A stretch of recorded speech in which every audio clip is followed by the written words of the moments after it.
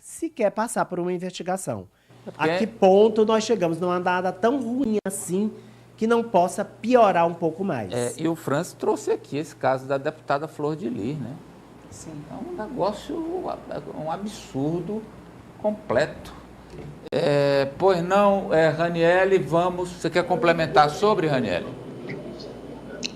Não, também ressalto que até essa altura a gente não teve uma manifestação, por exemplo, do presidente da Câmara dos Deputados, Arthur Lira, que é ele quem, no caso, poderia pautar uma proposta desse tipo, se tiver, no caso, as assinaturas. E a provocação ainda contínua da oposição e também do presidente nacional do PL, que foi novamente às redes sociais, depois daquela resposta que a gente mostrou aqui ontem do presidente do Congresso, Rodrigo Pacheco, dizendo que falta pulso do Congresso, porque essas operações ocorrem com frequência. Mas tanto Pacheco quanto Lira não querem se comprometer, eles não estão colocando a mão no fogo pelos seus colegas. Então, se, por exemplo, Lira, se tiver essas assinaturas, essas 171 assinaturas, e se essa PEC for protocolada, e se Lira pautar isso, aí sim a gente vê, de fato, uma ameaça em relação às decisões do Supremo envolvendo os parlamentares, que já têm foro privilegiado e por isso que passa por autorização do Supremo. E lembrando que depois que o Supremo autoriza, a Câmara é comunicada. Os policiais, eles são acompanhados pelos policiais legislativos.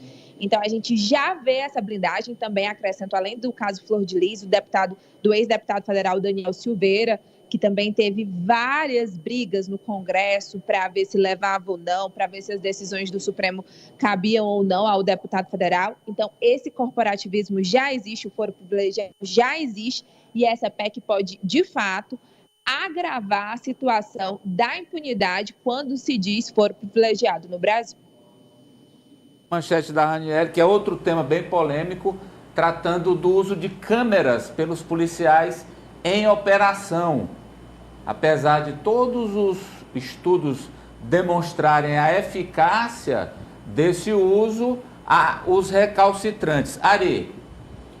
Procuradoria-Geral da República quer punição para policiais que não usem as câmeras nas fardas durante as operações. Vamos lá, Raniele.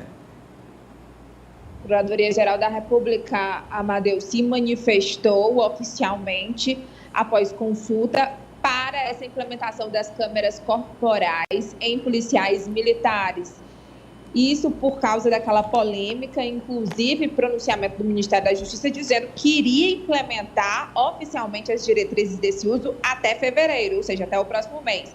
E a PGR já se manifestou favorável ao uso das câmeras, à obrigatoriedade do uso dessas câmeras por policiais, e também pediu que os órgãos de segurança forneçam toda a estrutura para isso e que os registros das câmeras também durem mais que os 90 dias, que é o prazo utilizado atualmente. E caso contrário, caso o policial não obedeça essas orientações, que ele seja punido pelas autoridades. A gente está aguardando essa publicação dessas diretrizes. Quem falou que sairia em fevereiro é o atual secretário executivo, Ricardo Capelli, que vai deixar a pasta e que vai deixar também nas mãos de Ricardo Lewandowski, o próximo ministro da Justiça e Segurança Pública, que deve também regularizar o uso dessas câmeras corporais, que comprovadamente, de acordo com os especialistas de segurança,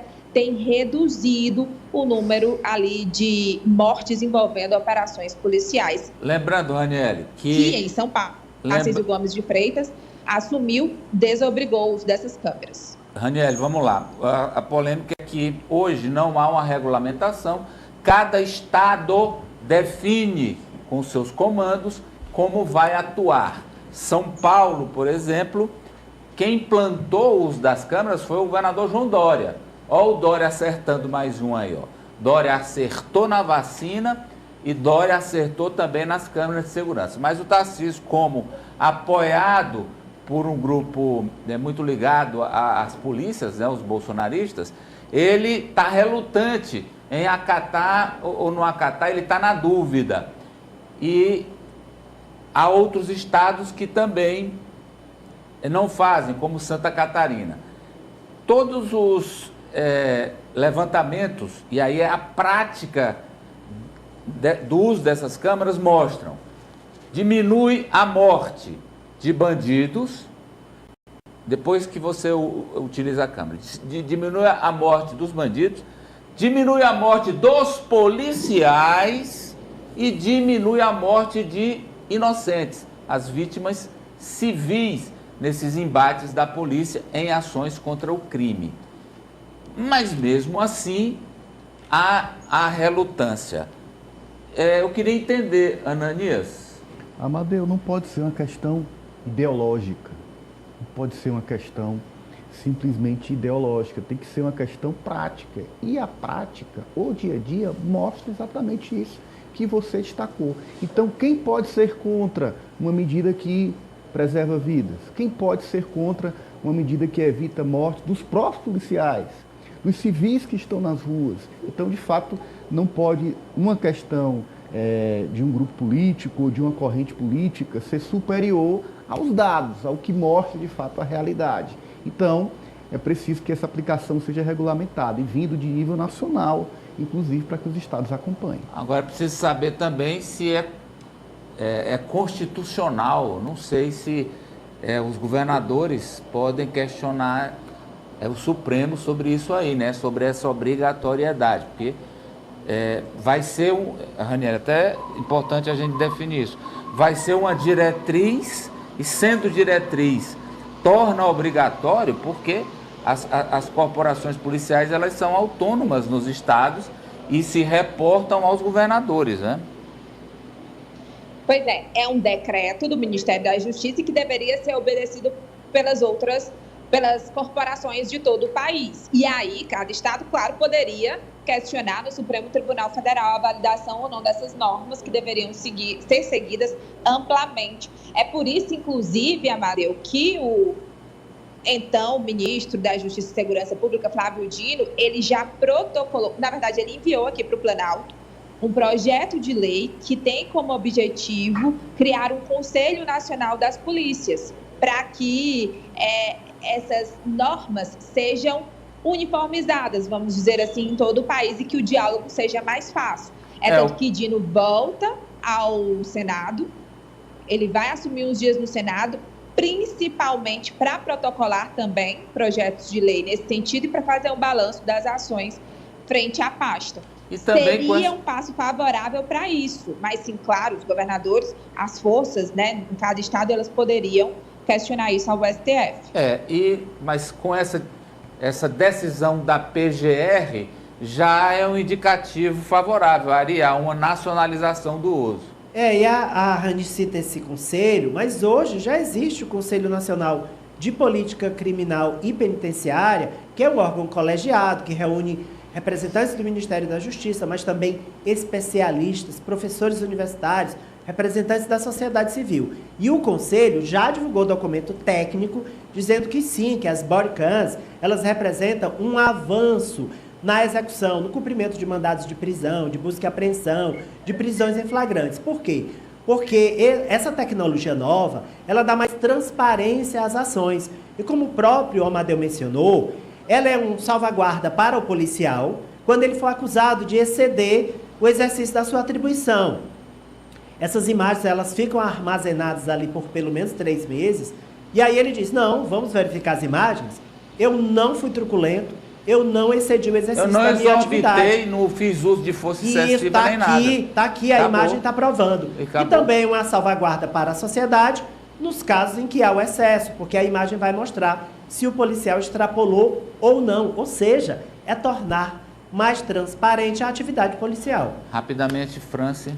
Amadeu, tanto não é uma questão que deve ser tratada como ideológica, que diversos países do mundo já adotam o uso dessas câmeras, como França, Alemanha, Portugal está iniciando agora, E França é, inclusive, um governo de um presidente de direita, centro-direita. E aqui no Brasil, o primeiro estado a adotar as bodycams foi o estado de Santa Catarina, em 2018, ainda na gestão do ex-presidente Jair Bolsonaro. Então, o problema de toda essa discussão é que hoje, no nosso país, todas as temáticas são levadas para essa briga idiota de esquerda e direita, quando a temática não é essa. Apoliana? Minha teoria é simples, bem parecida com a questão do radar, por exemplo. Tem gente que, aqui tem multa, aqui tem radar, aqui tem câmera, aqui ali, acolá. Quem anda dentro das leis de trânsito não precisa se preocupar em ser monitorado. Da mesma forma, policiais que cumprem suas atividades dentro das suas atribuições não precisariam ter nenhum tipo de receio em ter sua atividade acompanhada pelas câmeras. Vamos lá, de volta com a Raniele Veloso. E ela traz o doutor Pessoa, prefeito de Teresina, ao lado do ministro Wellington Dias. Do que trataram os dois, Raniele Veloso?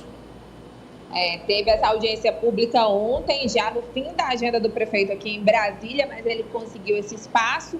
Doutor Pessoa foi até o Wellington Dias para pedir recursos, Amadeu. É importante entregar obras em ano eleitoral, sobretudo, e ele pediu ali para o ministro destravar os recursos da ponte que liga o bairro Ponte Velho a Santa Maria da Codipe. E estava ao lado de Vani Queiroz, que também intermediou ali esse encontro, superintendente da Saúde Sudeste, que pediu para ampliar a UPA, Unidade de Pronto Atendimento do Renascença. O ministro disse que sim, vai tentar atender essas demandas, sinalizou positivamente. Inclusive, ele acabou de me responder aqui, confirmando, na verdade, as demandas do prefeito, exatamente igual ao que eles tinham me passado. Ivani Queiroz, é importante aqui nessas agendas do prefeito, pelo menos foi o que eu prestei atenção, e o prefeito falou que há muitas chances de realmente ter uma vice-mulher, porque ela é o nome que está mais ligado ao prefeito, sobretudo nessas agendas.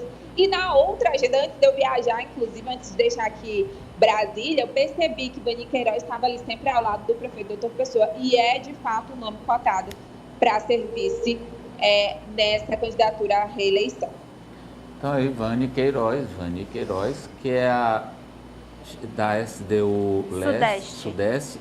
E é a esposa do vereador Robert Valqueiroz, o Gato Guerreiro. Robert Valqueiroz, o Gato Guerreiro, que é o presidente Robert Valqueiroz, também do Democracia Cristã. Rapaz, a Apoliana, ela não Apoliana, relaxa. como é que tu consegue pronunciar o nome Robert Valqueiroz e imitar o som do Gato Guerreiro? Faz de novo, amiga, vai.